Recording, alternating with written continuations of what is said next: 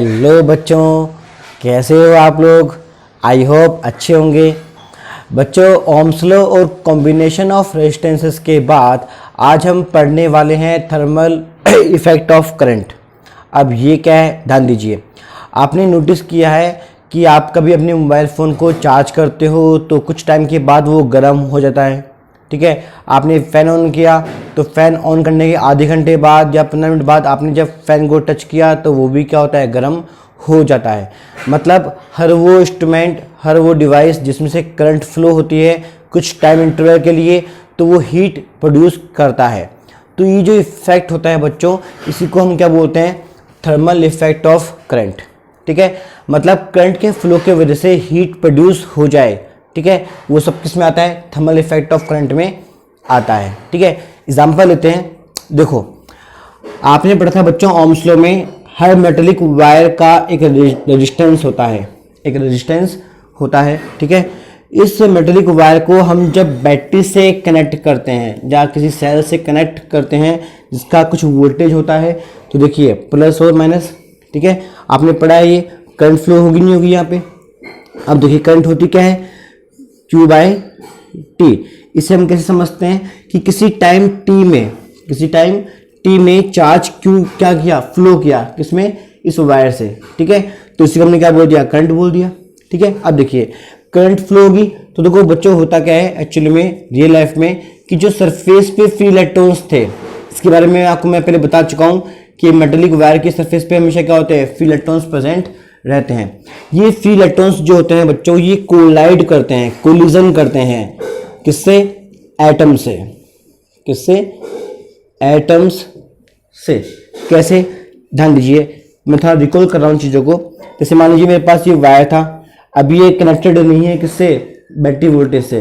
तो हमने क्या पढ़ा था कि बहुत सारे इलेक्ट्रॉन्स क्या करते हैं, रैंडम मोशन करते रहते हैं, ठीक है। अब जैसे ही इस कनेक्टिंग वायर को हमने जोड़ा किससे, बैटरी से, पॉजिटिव और नेगेटिव, तो देखिए धंधो क्या आएगा, बैटरी का नेगेटिव यहाँ पे है, तो इस नेगेटिव की वजह से ये जो एंड है किसका, वायर का, यहाँ पे क्या जाएगा, नेगेटिव पोलैरिटी इंड्यूस होती है। ये पॉजिटिव है तो यहाँ पॉजिटिव पोलैरिटी इंड्यूस होती है। अब देखिए क्या होगा, इलेक्ट्रॉन जो सरफेस पे थे उन सभी पे इस एंड से क्या लगेगा, रिपल्सिव फोर्स लगेगा, क्योंकि इलेक्ट्रॉन्स पे चार्ज कैसा होता है, नेगेटिव होता है, और ये नेगेटिव पोलैरिटी बैटरी की वजह से आई है, जिसकी वजह से रिपल्सिव फोर्स लगने की वजह से इलेक्ट्रॉन तेजी से भागेंगे, तेजी से रन करेंगे, यहाँ की तरफ आएंगे। तो रास्ते में जितने भी एटम्स होंगे, जितने भी क्या होंगे एटम्स, उनसे इनका क्या होगा, कोलिजन होगा। और आपको मैंने कहा था कोलिजन को ही हम क्या बोलते हैं, रेजिस्टेंस बोलते हैं, ठीक है। इतना बच्चों पढ़ चुके। तो देखिए बच्चों, आप हमेशा ध्यान रखिए लाइफ में कि कोलिजन के वजह से जो रेजिस्टेंस प्रोड्यूस होता है, इसी रेजिस्टेंस की वजह से हीट क्या होती है, प्रोड्यूस होती है। हीट क्या होती है, प्रोड्यूस होती है, ठीक है। पहली बात तो ये। अब देखो हम बात करेंगे बच्चों कितनी हीट प्रोड्यूस हुई, कितनी हीट प्रोड्यूस हुई, हमें उसकी बात करनी है, ठीक है। अब देखिए सिंबल ऑफ हीट क्या होता है, कैपिटल एच, कैपिटल एच। और हीट आपको पता है कि एक क्या है, एनर्जी का एक फॉर्म है, ठीक है, एनर्जी का एक फॉर्म है। और हमारा जो होता है वर्क डन, वो भी क्या होती है, एनर्जी होती है। मतलब हीट जो होती है उसको हम क्या लिख सकते हैं, वर्क डन मान सकते हैं, ठीक है। W इक्वल टू में कितना, H, इक्वेशन नंबर फर्स्ट, पहली बात तो ये। अब सवाल ये होता है कि W हमने क्यों लिखा। देखो बच्चों, चैप्टर जब ये शुरू हुआ था ओह्म्स लॉ से पहले, आपको मैंने पढ़ाया था पोटेंशियल डिफरेंस, याद आया कुछ, पोटेंशियल डिफरेंस। ये बच्चों आप पढ़ चुके। इसका कंसेप्ट था इसका एक क्या था, कंसेप्ट था कि V इक्वल टू में W अपॉन में क्या होता है, चार्ज। याद आया, हमने चार्ज को कहाँ से लेके आए थे, इन्फिनिट से लेके आए थे, ठीक है। तो वो चीज़ है W बाय क्यू। अब देखिए यहाँ से बच्चों मेरे पास क्या आएगा, W इक्वल टू में क्या बनेगा, Q इंटू V आएगा। अब देखो बच्चों इसका मतलब क्या है, इसको हम कैसे समझते हैं चीज़ों को। Q एक चार्ज है जो चार्ज फ्लो करता है, ठीक है। V एक क्या है, वोल्टेज है। या फिर ऐसा कीजिए आप, और भी इजी वे में लेके आ सकते हैं अपन इसको, बाय डेफिनेशन ऑफ करंट। आपको पता है करंट क्या होता है, Q बाय टी।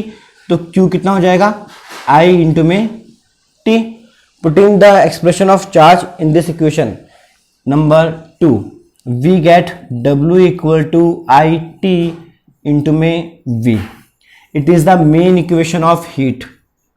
क्यों है? देखिए आई क्या है? करंट है, आपको मैंने बी पे लिखा था।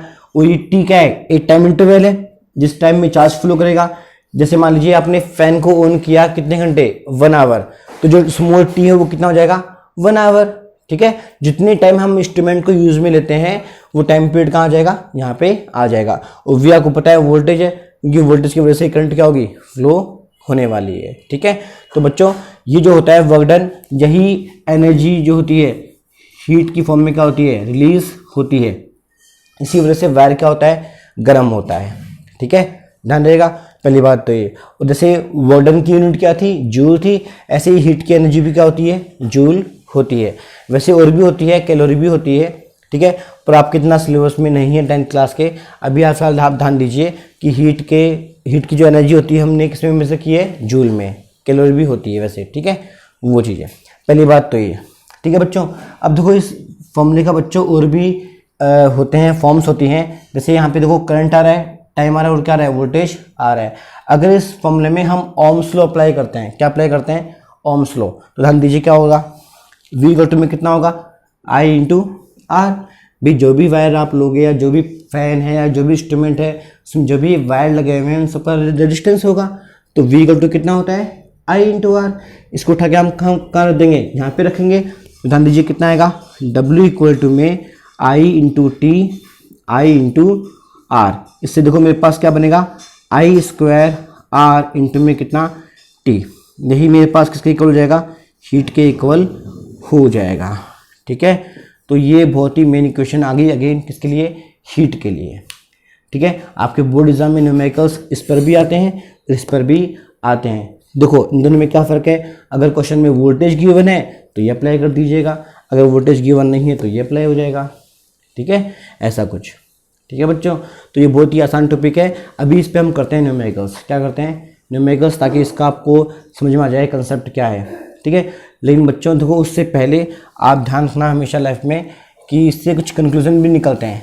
कंक्लूजन भी निकलते हैं कैसे? ध्यान दीजिए। पॉइंट नंबर 1 देखिए, हीट प्रोपोर्शनल है किसके?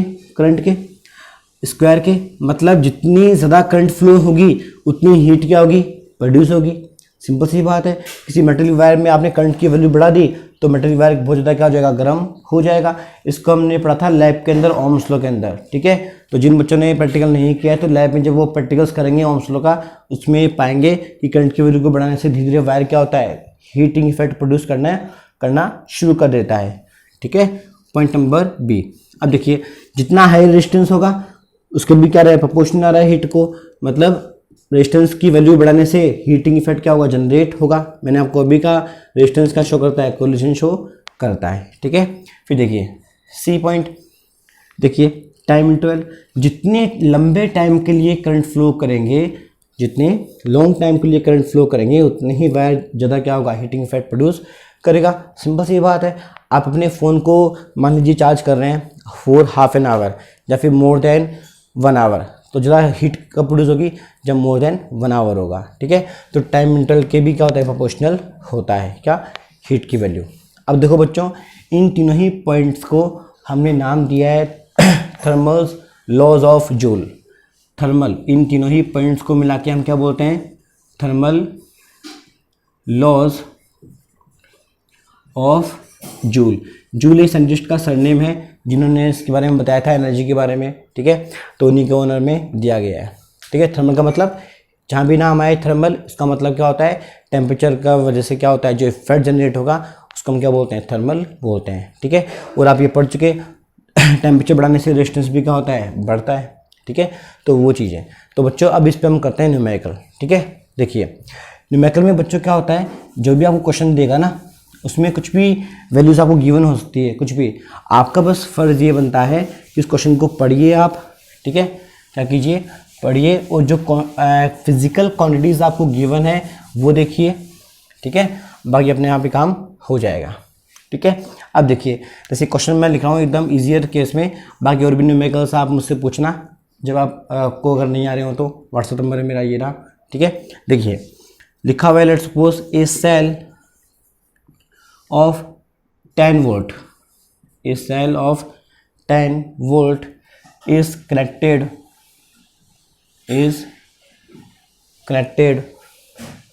with copper wire, is connected with copper wire, copper का एक वायर है, of resistance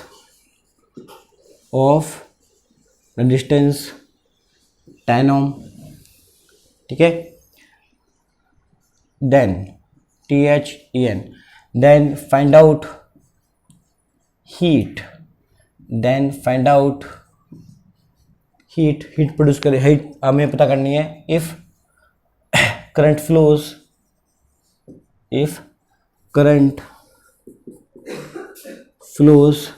for 5 hours,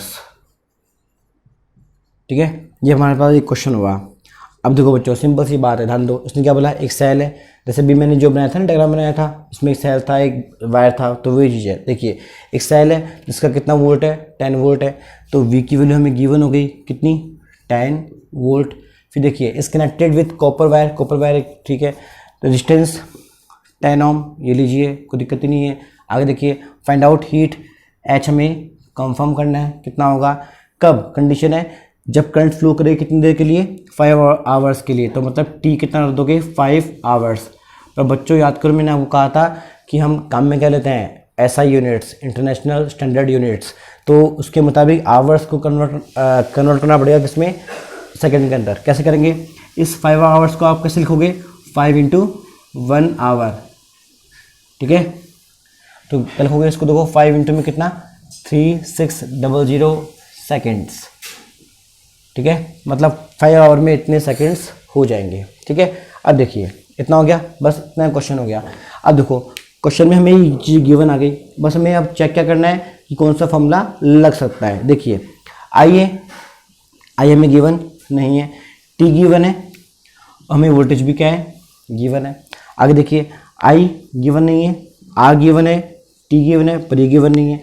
तो आप खुद देखिए इन दोनों फॉर्मूले में अगर आपको अप्लाई करना है तो हमें निकालनी पड़ेगी पहले करंट की वैल्यू, इसकी वैल्यू करंट। अब हमारे पास करंट नहीं है तो समस्या हो गई, ठीक है। तो दिमाग लगाओ, अभी आपने इस टॉपिक में क्या लगाया था, ओम्स लॉ, क्या लगाया था, ओम्स लॉ। तो देखिए सिंपल सा फंडा है, ध्यान दीजिए, यहाँ पे आंसर में आप लिखोगे by Ohm's law, V equal to में कितना, I × R। देखिए V कितने वोल्ट का है, 10 वोल्ट का है, करंट कितनी है हमें पता करना है, रेजिस्टेंस कितने ओम का है, 10 ओम का, 10 से 10 क्या हुआ, कैंसिल आउट। I की वैल्यू कितनी आ गई, 1 एम्पियर, मतलब उस वायर से 1 एम्पियर करंट फ्लो हो रही होगी, कितने आवर के लिए, 5 आवर्स के लिए, ठीक है। अब देखिए इस करंट की वैल्यू का यूज़ आप कहाँ कर दोगे, यहाँ पे कर दोगे। देखिए कैसे आएगा, I कितना हुआ, 1 एम्पियर, T कितना दे रखा है, 5 इंटू में कितना, 3600, ठीक है, इंटू में कितना है, वोल्टेज है, देखिए वोल्टेज कितना गिवन है, 10, तो इंटू में कितना आ जाएगा, 10 आ जाएगा। तो देखिए 5 × 10 50, या फिर ऐसा कर लीजिए, 5 को पहले से इंटू कर दीजिए आप, तो 5 से 30, यहाँ पे 3 आएगा, 5 से 15 प्लस 3 18, तो 180, ठीक है। अब हमारे पास जो जीरोज हैं काउंट कर लो आप, काउंट का मतलब 2 जीरो यहाँ से, 1 जीरो यहाँ से, तो कितने जाएंगे, 3 जीरोस। और आपको मैंने अभी कहा था हीट की जो होती है यूनिट वो क्या होती है, जूल होती है, तो यहाँ पे पास क्या जाएगा, जूल, ठीक है। फिर से आप पढ़ते हो 1 kg, तो 1 kg में कितने ग्राम होते हैं, 10 की पावर 3, किलो का मतलब कितना होता है, 10 की पावर 3, तो देखिए कितना होगा, 180 इंटू में कितना, किलो जूल। मतलब इतनी हीट क्या होगी, लॉस होगी एटमॉस्फेयर के अंदर, कब, जब वो करंट 5 आवर्स तक क्या करे, लगातार क्या करे, फ्लो करे, किससे, कॉपर वायर से, ठीक है बच्चों। तो बच्चों नेक्स्ट वीडियो में हम पढ़ेंगे पावर के बारे में, इलेक्ट्रिक पावर, ठीक है। इसका लिंक इसी टॉपिक से है, तो ये पक्का देखें वीडियोस, ताकि आपको नेक्स्ट वीडियो में दिक्कत नहीं आए, ठीक है। वीडियो अगर आपको अच्छा लगे तो लाइक से सब्सक्राइब करना ना भूलें, ठीक है।